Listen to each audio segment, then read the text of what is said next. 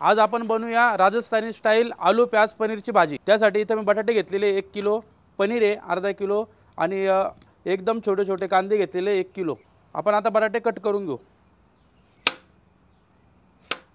अशी कटिंग करायची आपल्याला, जास्त बारीक पण नाही करायचे, या पद्धतीची कटिंग पाहिजे।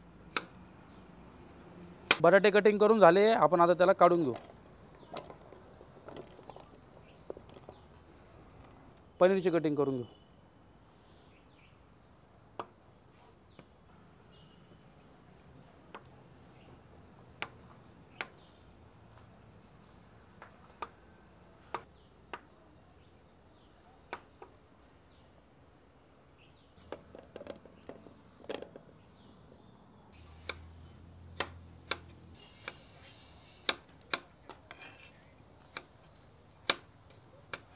आपले टमाटर कापून झालेले आहे, आपण आता याची प्युरी बनवून घेऊ।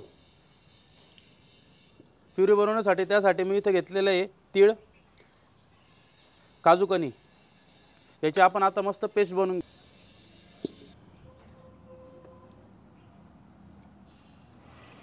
तेल गरम झाले, आपण आता याच्यामध्ये पनीर फ्राय करून घेऊ।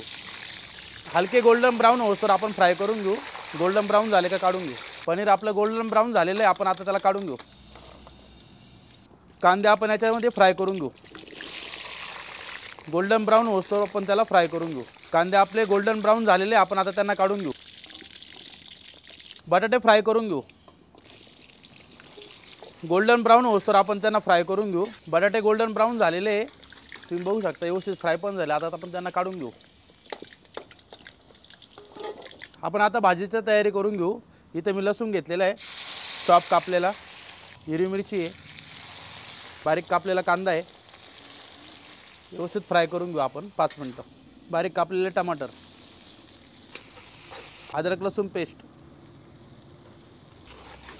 चवीनुसार मीठ, किचन किंग, गरम मसाला पावडर, काश्मीरी लाल मिरची पावडर, जिरा पावडर, टमाटर काजू कनीची पेस्ट तेल सुटेपर्यंत आपण ग्रेव्ही फ्राय करून घेऊ। दही टाकून घेऊ।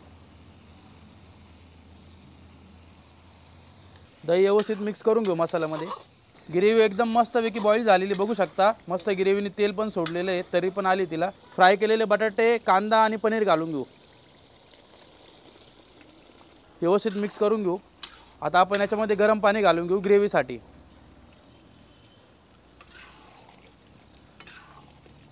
दहा मिनिटं याला आपण असंच उकळी घेऊन टाकू एक। भाजी व्यवस्थित आपली एकदम शिजलेली आहे, पूर्णपणे ग्रेव्ही पण मस्त रेडी झालेली, तर्री पण आलेली त्याला। एक लिंबू घालून घेऊ। कस्तुरी मेथी। राजस्थानी आलू प्याज पनीरची सब्जी रेडी।